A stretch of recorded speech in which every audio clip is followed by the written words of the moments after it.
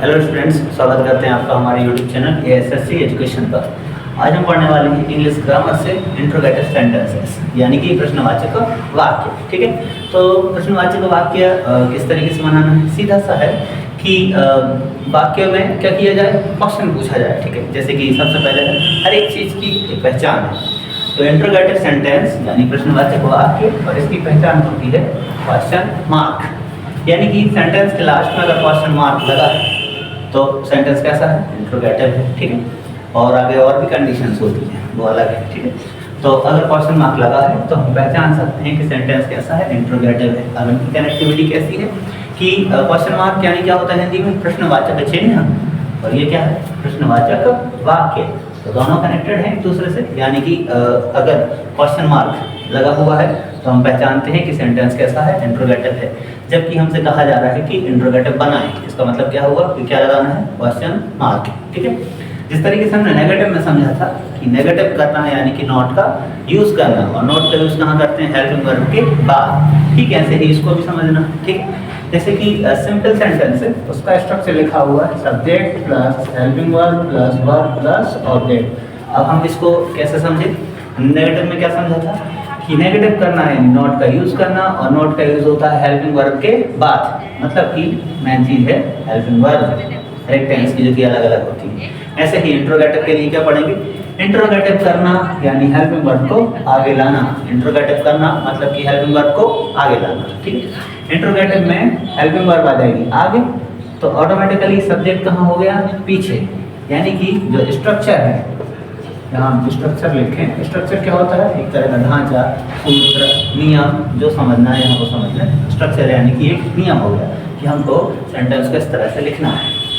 तो इंट्रोगेटिव में इंट्रोगेटिव करना, इस लैंग्वेज को पकड़े, याद रखें। इंट्रोगेटिव करना यानी हेल्पिंग वर्ब को आगे लाना। तो हेल्पिंग वर्ब को उठा के ले आए हम आगे, तो सब्जेक्ट कहाँ हो जाएगा? पीछे। यानी कि सबसे पहले लिखना है हेल्पिंग वर्ब। हेल्पिंग वर्ब को शॉर्ट में लिखेंगे एज की। ठीक है, सब्जेक्ट कहाँ हो गया? पीछे। तो ये हो गया सब्जेक्ट प्लस वर्ब और ऑब्जेक्ट जो है अपनी जगह पर। तो ये रहा वर्ब है और ये ऑब्जेक्ट, और ये रहा फुल स्टॉप। इस तरह से सेंटेंस गलत रहेगा। आखिरी में क्या लगेगा? इंट्रोगेटिव सेंटेंस की पहचान जो है वो क्या है? Question mark. ये लगाना बेहद ज़रूरी है। अगर हमने नहीं लगाया 8th से लेकर 12th क्लास तक के एग्जाम में, बोलते वक्त तो लगता नहीं, ठीक है, लेकिन लिखते वक्त ज़रूर लगाना है। कभी भी लिखो, एग्जाम में तो ऐसा होगा कि नंबर नहीं मिलेगा, उसके बाद भी एग्जाम्स में कोई भी एग्जाम देंगे तो क्वेश्चन मार्क नहीं होगा तो नंबर तो नहीं मिलता। सीधी सी बात है, क्योंकि इंट्रोगेटिव की पहचान ही है क्वेश्चन मार्क। बोलते वक्त क्वेश्चन मार्क नहीं बोला जाता है। ठीक है, तो याद रखना है कि क्वेश्चन मार्क लगना ही है। अब हमें समझना इंट्रोगेटिव की पहचान क्वेश्चन मार्क। इंट्रोगेटिव करना यानी हेल्पिंग वर्ब को आगे लाना। इंट्रोगेटिव करते हैं दो तरह से, एक मतलब कि दो कंडीशंस होती हैं। एक जब हेल्पिंग वर्ब दी गई हो, दूसरी जब हेल्पिंग वर्ब ना दी गई हो। तो पहली कंडीशन जब हमको हेल्पिंग वर्ब दी गई हो, जैसे कि लिखा हो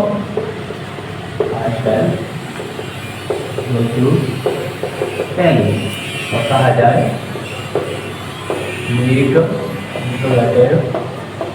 सेंटेंस।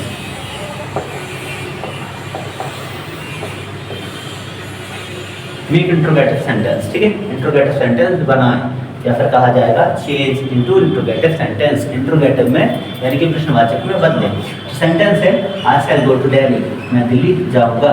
आई यहाँ पे सब्जेक्ट है, शैल हेल्पिंग वर्ब है फ्यूचर इंडेफिनिट टेंस के लिए। गो वर्ब का फर्स्ट फॉर्म है, और ऑब्जेक्ट क्या है? दिल्ली। एक जगह से दूसरी जगह तक जाने के लिए किसका यूज करते हैं? टू का। और कहीं से भी आने के लिए किसका यूज होता है? फ्रॉम का। तो अब हमें इसको बनाना है इंट्रोगेटिव, और हमें पता है इंट्रोगेटिव करना यानी हेल्पिंग वर्ब को आगे लाना। तो हम देखते हैं हेल्पिंग वर्ब दी गई है या नहीं दी गई है। तो सब्जेक्ट कौन है? आई, और शैल क्या है? हेल्पिंग वर्ब है। कहाँ की होती है? फ्यूचर इंडेफिनिट टेंस की। फ्यूचर इंडेफिनिट टेंस पहचान होती है गा गी के, वर्ब का आता है फर्स्ट फॉर्म, और हेल्पिंग वर्ब क्या होती है? विल और शैल। ठीक है, तो इंट्रोगेटिव करना है यानी कि हेल्पिंग वर्ब को कहाँ लाना है? आगे। तो शैल आ जाएगा आगे, और आई कहाँ हो जाएगा? पीछे। ठीक है, तो शैल को हम लेके आए आगे। तो शैल में एस जो है वो कैसा हो जाएगा? कैपिटल। अभी फिलहाल यहाँ पे स्मॉल ही दिया गया होगा, वो अभी थोड़ा बड़ा लिखा हुआ है ताकि ठीक से दिखाई दे। और शैल को जब हम आगे लेके आएंगे तो एस हो जाएगा कैपिटल, और आई जो है या फिर आई के अलावा कोई और दूसरा होता तो वो कैसा हो जाता है, स्मॉल। बट आई को कैपिटल में ही लिखेंगे, इसको स्मॉल आई लिखने की जरूरत नहीं होती, ठीक है। इस तरीके से सिंगल आई लिखें तो अच्छा भी नहीं लगता है, इसको आई को कैपिटल ही लिखना है, सेल आई। और आगे क्या बचा है, गो टू दिल्ली, ये फुल स्टॉप। तो अगर इस तरीके से किया तो ये गलत है, क्या लगाना होता है, क्वेश्चन मार्क, क्योंकि इंट्रोगेटिव करना यानी हेल्पिंग वर्ब को आगे लाना और आखिर में क्या लगेगा, क्वेश्चन मार्क, लास्ट में लगेगा क्वेश्चन मार्क, क्योंकि इंट्रोगेटिव की पहचान ही क्या है, क्वेश्चन मार्क। तो शैल आई गो टू दिल्ली, क्या मैं दिल्ली जाऊंगा, ठीक है। एक और देख लेते हैं हेल्पिंग वर्ब वाला, मॉडल वर्ब देख लेते हैं, देखें और this equation, they can solve this equation, वे इस इक्वेशन को सॉल्व कर सकते हैं। और ये क्या हो जाएगा, तो मेक इंट्रोगेटिव सेंटेंस, इंट्रोगेटिव बनाए, इंट्रोगेटिव करना यानी हेल्पिंग वर्ब को आगे लाना। तो हेल्पिंग वर्ब तो यहाँ है नहीं, यहाँ क्या, मॉडल वर्ब। तो हेल्पिंग वर्ब की ही जगह पर काम करती है मॉडल वर्ब। तो हमें मॉडल वर्ब को कहाँ ले आना है, आगे, और सब्जेक्ट कहाँ हो जाएगा, पीछे। तो कैन जो अभी स्मॉल है वो आगे आगे कैसा हो जाएगा, कैपिटल, और जो देन कैन को हम आगे ले आए, अब इस दे को कहाँ पहुँचाना है, पीछे। तो दे में जो अभी टी कैपिटल है ये कैसा हो जाएगा, स्मॉल, तो हो जाएगा कैन दे। अब आगे क्या बचा हुआ है, सॉल्व, और आगे है दिस इक्वेशन, और आखिरी में question mark, can they solve this equation, ठीक। तो ये रही पहली कंडीशन जब हमें हेल्पिंग वर्ब या मॉडल वर्ब दी गई है। अब दूसरी कंडीशन, ऐसे कितने भी सेंटेंस बनाए जा सकते हैं जिनमें हमें हेल्पिंग वर्ब दी गई है। दूसरी कंडीशन क्या है, जबकि हमको हेल्पिंग वर्ब नहीं दी गई है। तो जैसे कि हम देखें, प्लेस फुटबॉल, ये सेंटेंस है, कहा जा रहा है change into interrogative sentence, interrogative में बदले। तो सेंटेंस है ही प्लेज फुटबॉल, वह फुटबॉल खेलता है, ठीक है। तो इंट्रोगेटिव करना यानी हेल्पिंग वर्ब को आगे लाना, बट हेल्पिंग वर्ब तो है नहीं, यानी कि सब्जेक्ट है ही, वर्ब है प्ले, और ऑब्जेक्ट क्या है, फुटबॉल। इंट्रोगेटिव बनाना है, हेल्पिंग वर्ब को आगे लाना है, हेल्पिंग वर्ब दी नहीं है। तो जब हेल्पिंग वर्ब ना दी हो तो हमें हेल्पिंग वर्ब लाते हैं। व्यवस्था कहाँ से हो, तो सीधी सी बात है कि ये दूसरी कंडीशन है, जबकि हमें हेल्पिंग वर्ब दी नहीं है तो हम देखेंगे मैन वर्ब। मुख्य क्रिया क्या है यहाँ पर, प्ले, और प्ले में क्या लगा हुआ है, एस। तो नियम होगा जब वर्ब में एस या ई एस लगी हो तो हेल्पिंग वर्ब क्या आती है, डस। हम नेगेटिव में इसको पढ़ चुके हैं।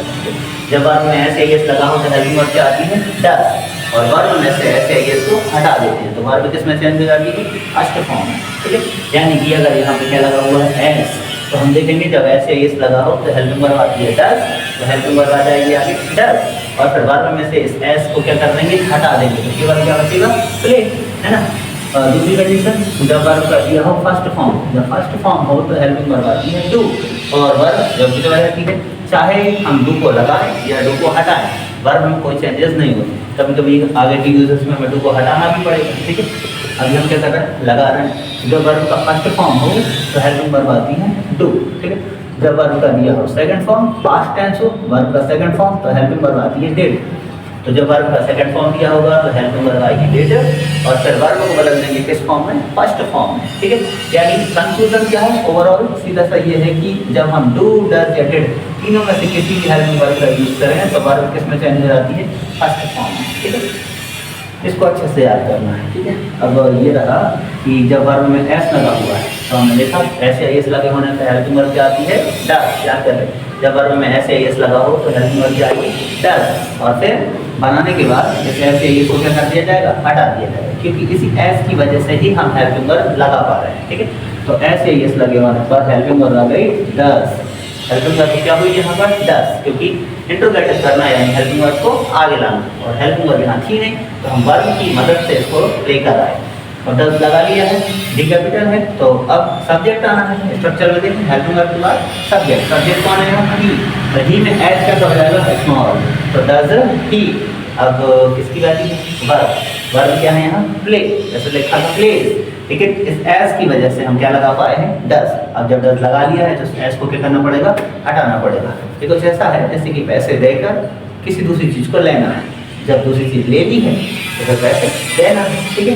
तो ऐसे ही जब हमने एस की वजह से डज को लगा लिया है, क्योंकि एस की ज़रूरत तो थी, ज़रूरत किसकी थी? इंट्रोगेटिव करना है तो हेल्पिंग वर्ब को आगे लाना है, ज़रूरत है हेल्पिंग वर्ब की, और वर्ब में एस लगा हुआ है तो हमने एस को हटाया और किसको लिया? डज को। और जब डज लगा लिया है तो फिर एस को क्या करना पड़ेगा? हटाना पड़ेगा। तो यहाँ से प्ले से वर्ब हट जाएगी, केवल बचेगा प्ले, प्लेस में से एस हट जाएगा, केवल बचेगा प्ले, और बचा है कौन? फुटबॉल। आखिरी में क्वेश्चन मार्क, क्वेश्चन मार्क नहीं बोलना वरना नंबर नहीं मिलेंगे। तो does he play football? He plays football, वह फुटबॉल खेलता है। अब हो गया डज ही प्ले फुटबॉल? क्या वह फुटबॉल खेलता है? नेक्स्ट है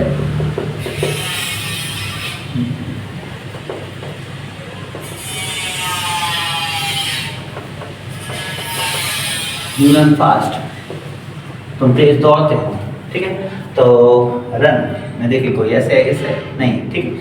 प्रेजेंट इंडेफिनिट टेंस की हेल्पिंग वर्ब होती है डू और डज। सिंगुलर कैरेक्टर्स के साथ वर्ब में लगता है ऐसे आई एस, और plural characters I you they we इनके साथ में ऐसे एस नहीं लगता, ठीक है। तो इनको देख के भी हम समझ सकते हैं ही शी इट बनने में है तो रन है, आई यू दे वी है तो डू आना है। फिलहाल ऐसे देखिए रन वर्ब का कौन सा form? First form. First form जब होता है तो हेल्पिंग वर्ब आती है डू, और वर्ब में कोई चेंजिंग नहीं होती है, ठीक है। ऐसे भी याद रखें, डू को जब लगाएं या डू को हटाएं, वर्ब में कोई बदलाव नहीं होते हैं, ठीक है। जब हम डू, डज या डिड तीनों में से किसी को भी लगाते हैं तो वर्ब किस में बदल जाती है? फर्स्ट फॉर्म में बदलती है। तो जब रन वर्ब का फर्स्ट फॉर्म है तो आगे हेल्पिंग वर्ब के आगे डू। अब डी जब कैपिटल में है तो अब जब सब्जेक्ट आएगा, सब्जेक्ट में बात कैसा हो जाएगा? स्मॉल। तो डू यू, अब क्या है? डू हेल्पिंग वर्ब आ चुकी है, अब वर्ब लिखी जाना है। वर्ब कौन सी फॉर्म में है? फर्स्ट फॉर्म में। तो अभी क्या पढ़ा है? जब हम डू को लगाते हैं या डू को हटाते हैं, वर्ब से नहीं बोलते, वर्ब जैसी है उसी फॉर्म में रहती है। वर्ब क्या है? रन, और आगे क्या है? फास्ट, ठीक है। अगला रहा, इस तरफ देखते हैं कौन कौन हो गया? ही, यू, प्ले हो चुका है।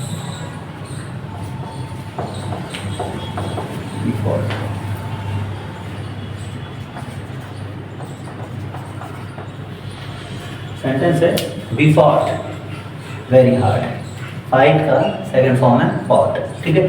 बी फॉट वेरी हार्ड, हम बहुत ज़्यादा लड़े या फिर बहुत ही हार्ड लड़े एक तरह से, ठीक है।